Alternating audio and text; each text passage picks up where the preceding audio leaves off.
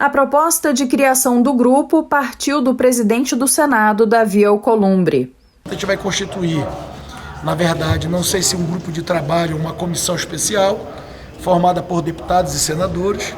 Isso também foi levantado nessas conversas que a gente tratou sobre esse assunto, com a participação naturalmente do TSE fundamental, já que tem esse sentimento de construir uma alternativa e uma saída diante da pandemia que nós estamos vivendo. A decisão foi tomada depois de uma conversa entre Davi, o presidente da Câmara dos Deputados, Rodrigo Maia, o presidente do Supremo Tribunal Federal, ministro Dias Toffoli, e o futuro presidente do Tribunal Superior Eleitoral, ministro Luiz Roberto Barroso, que toma posse na segunda-feira.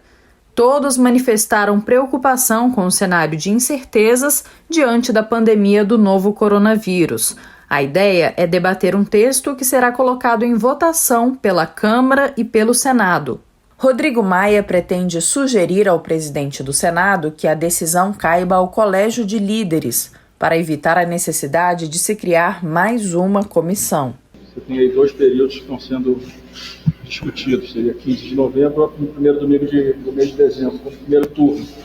E um segundo turno um pouco menor para dar tempo de fazer a transição da prestação de contas.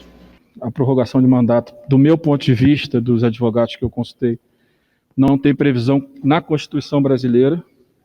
Você pode até não ter eleição, mas quem vai assumir o governo no dia 1º de janeiro, ou tem previsão nas leis orgânicas municipais, ou vai ser um juiz.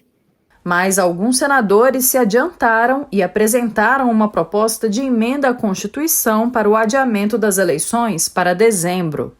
Todos os nossos esforços devem ser no sentido de conter a pandemia. Foi por isso que apresentamos uma proposta de emenda constitucional, no sentido de adiar as eleições para o final do ano, sem prejuízo dos mandatos de prefeito, vice-prefeito e vereadores, que devem se manter como estão.